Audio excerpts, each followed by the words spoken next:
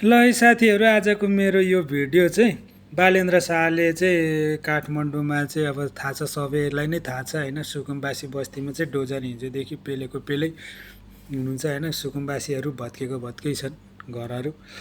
अनि त्यसमा चाहिँ म के भन्न चाहन्छु भने होइन, भत्काउनुहोस् के, अझै भत्काउनै पर्ने रहेछ, भत्काउनै पर्ने रहेछ नि त।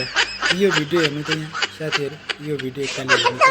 अहिले भाडामै बसेको हजुर, भाडामै ए हो र? भाडामै हजुर। कति लिन्थ्यो भाडा महिनाको? भाडामा त पर्छ नि हजुर, 2000 3000 4000 लिन्छ नि सस्तो भनेको। ए हो, सस्तो भनेको 3000 4000। अनि यसरी अनि 8वटादेखि 10वटासम्मको एउटैले भाडा वसुलेर चाहिँ जुन असली त्यहाँको सुकुम्बासी गरिब मान्छेलाई चाहिँ त्यहाँबाट भाडै लुटिरहेको रहेछ क्या, अझै लुटिरहेको रहेछ, गरिबमाथि त्यहीँमाथि लुटिरहेको रहेछ।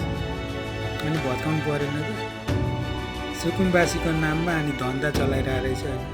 यो त पेल्नै पर्ने रहेछ नि त, भत्काउनु, ट्याङ्की ट्याङ्क भत्काउनु, राम्रो गरिरहनुपर्छ ल।